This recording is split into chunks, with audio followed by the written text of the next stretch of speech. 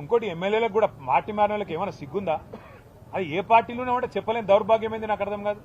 చెప్పు దమ్ముంటే నేను కాంగ్రెస్ లో పోయినా అవసరమైతే ఉప ఎన్నిక కొట్లాడతా, నాకు ప్రజల మేమేదో పెద్ద పొడి చేసినాం, అద్భుతాలు చేసినాం, 2 ఏళ్లలో విజయోత్సవాలు చేస్తారు కదా, చేయి రాండ్రి ఎలక్షన్లకు. ఎవరు వద్దన్నమా? అల్టిమేట్ ఇక ఆల్ ఇండియా కాంగ్రెస్ కమిటీ కాదు, దాని పేరు ఆల్ ఇండియా కరప్షన్ కమిటీ. దానికి నాయకుడు ఖార్గే గారు, రాహుల్ గాంధీ గారు. ఈ all India corruption committee, all India corrupt Congress ఏదైతే ఉందో మరి ఎట్లా కరప్ట్ చేస్తుందంటే, మా పార్టీలో గెలిచిన 10 మంది ఎమ్మెల్యేలని తీసుకుపోవడమే కాకుండా స్పీకర్ గారి కాడనేమో అబద్దాలు, లేలే మేము పార్టీ మారలేని అబద్దాలు, బయటనేమో స్టార్ క్యాంపెయినర్లలో ఏఐసీసీ లిస్ట్ ఇచ్చింది, అందులో సిగ్గు లేకుండా ఖైరతాబాద్ ఎమ్మెల్యే దానం నాగేందర్ పేరు కూడా ఇచ్చిందంటే ఎంత గొప్పగా పనిచేస్తుందో కాంగ్రెస్ పార్టీ దీన్ని బట్టే చెప్పొచ్చు.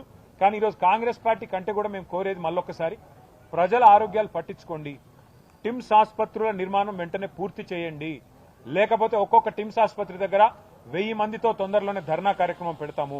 ఇంకా హైదరాబాద్ లో ఇవాళ ప్రజల కష్టాలు గమనించండి. 350 బస్తీ దవాఖానాలు ఏవైతున్నాయో వాటికి రండి. ఇవాళ దవాఖానాలకే సుస్థి చేసే పరిస్థితి ఉన్నది. అక్కడ ఉండే సిబ్బందిని పట్టించుకోండి. 4-6 నెలలు జీతాలు ఇవ్వకపోతే వాళ్ళు ఎట్లా బతుకుతారు? ఇది మా పార్టీ తరఫున మేము అడుగుతున్న ప్రశ్న. హైదరాబాద్ అంతటా చేసిన ఈ కార్యక్రమాన్ని కొనసాగిస్తాం, వాళ్ళకి న్యాయం జరిగేదాకా పోరాడతాం. Thank you.